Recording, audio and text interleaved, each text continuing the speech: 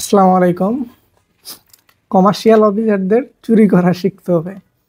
কথাটা এই কারণেই বলতেছি, বা গার্মেন্টস ফ্যাক্টরির যারা লোক তাদেরকে চুরি করা শিখতে হবে। এই জন্যই বলতেছি, এই 2-3 দিন আগের ঘটনা। নারায়ণগঞ্জের একটা ফ্যাক্টরি থেকে আপনার সৌদি আরবে ডেনিম প্যান্ট রপ্তানি হচ্ছে, মানে এক্সপোর্ট করতেছে। তো তারা মোটামুটি তাদের এক্সপোর্ট করার যে প্রসেসটা চট্টগ্রাম বন্দরে, মানে কাস্টমসের যে প্রসেস থাকে, মোটামুটি পুরো প্রসেসটাই তারা সম্পূর্ণ করে ফেলছে।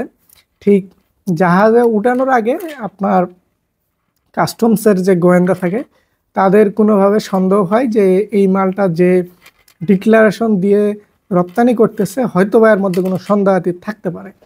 তো এই হিসাবে তারা প্যাকেটগুলো, মানে সেই বক্সগুলো খোলা শুরু করে এবং দেখে এটার ভিতরে ডেনিম প্যান্ট। তারা ডেনিম প্যান্টই রপ্তানি করতেছে, কিন্তু আপত্তিটা যেখানে ঘটে সেখানে হচ্ছে একটা ডেনিম প্যান্টের মূল্য তারা দেখিয়েছে 16 সেন্ট, মানে বাংলা টাকায় 20 টাকা। আর একটা ডেনিম প্যান্টের সৌদিতে বা যে কোনো দেশে রপ্তানি করলে সর্বনিম্ন মূল্যই আসে আপনার $2.15 বা 20 সেন্টের মতো, মানে আপনার 240-50 টাকার মতো সর্বনিম্ন। এটা বাড়তি তো অনেক উপরেই।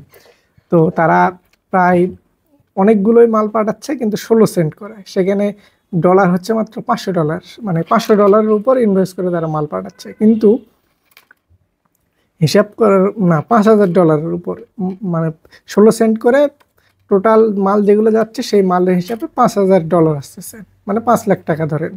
কিন্তু সেই গোয়েন্দা কর্মকর্তারা যখন সেগুলো দেখে যে সব ডেনিম প্যান্ট, এগুলোর কিন্তু একটা নির্দিষ্ট ভ্যালু আছে। তো আমি যদি 2.15 করে ধরি, তো তাদের হিসাবে দেখা যাচ্ছে যে প্রায় 5 লক্ষর উপরে হচ্ছে যে আপনার ডলার আসতেছে। আর $5 লক্ষ মানে কাছাকাছি 5 কোটি টাকার উপরে।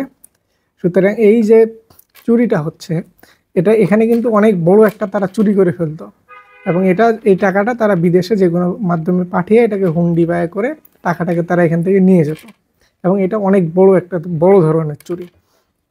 এখন যে বিষয়টা বলি, মানে বলার জন্য ভিডিওটা, সেটা হচ্ছে যে তাহলে এই যে বর্তমান সময়ে কাস্টম কর্মকর্তা যে হয়রানি করতেছে গার্মেন্টসের প্রতিটা গার্মেন্টসকে মোটামুটি আপনার সবভাবে চেক করে তারপরে মালগুলো যাচ্ছে, জনগণ বা গার্মেন্টস সংশ্লিষ্ট ব্যক্তিরা বলতেছে আসলে হয়রানি। কিন্তু এই যে ডেনিম প্যান্টের যে ঘটনাটা, এরকম ঘটনা ঘটার পরে আপনি কিভাবে বলবেন যে হয়রানি করতেছে কাস্টম কর্মকর্তা তাদের নিজস্ব গতিতে চলতেছে, কারণ গার্মেন্টসের লোকজন এখন চুরি করতেছে। চুরি না, এটা আসলে ওই বলে যে প্রতারণার মতো। মানে আপনি ডেনিম প্যান্ট জিনিস ঠিকই পাঠাচ্ছেন, কিন্তু আপনার ইনভয়েস ভ্যালু হওয়ার কথা যত, তার থেকে আপনি 20 ভাগের 1 ভাগ দিচ্ছেন, বাকি টাকা আপনি হুন্ডি বা কোনোভাবে নিয়ে যাচ্ছেন। এই জিনিসগুলো ধরার জন্য বা আরও অনেকগুলো সামগ্রিক সময়ে অনেকগুলো এই 2 নম্বরই হওয়ার জন্য যারা সহজ সরল বা সুন্দরভাবে মাল পাঠান তাদেরও ঝামেলা হচ্ছে। কারণ হচ্ছে আপনার প্রতিবেশী কোনো অপরাধ করলে সেখানে প্রতিদিন পুলিশ আসবে, পুলিশ প্রতিদিন আপনাকেও জিজ্ঞেস করবে যে আপনি তাকে দেখছেন কিনা। সেমভাবে একজন অপরাধ করলে প্রতিটা গার্মেন্টসকে জিজ্ঞেস করবে যে আপনি সেই অপরাধটা করতেছেন কিনা। এটাই হচ্ছে বিষয়। তো সবাই নিজ নিজ জায়গা থেকে যতটুক, মানে যেটার যে ভ্যালু, আপনি যেটা অর্ডার ভ্যালু যা পেয়েছেন সেটা দিয়ে ইনভয়েস করবেন, সেটা দিয়ে মাল পাঠাবেন। কারণ এখন এমন সমস্যা বা এমন একটা সময় চলে আসছে যে এখন আর 2 নম্বরই করার ওইরকম কোনো ওয়ে নেই। অবশ্যই ওয়ে আছে, সেটা হচ্ছে যে রাঘব বোয়াল বা এটার জন্য একটা ফাঁক ফোকর থাকে, এটা নিয়ে কথা না বলি। তো ধন্যবাদ সকলকে, ভালো থাকবেন।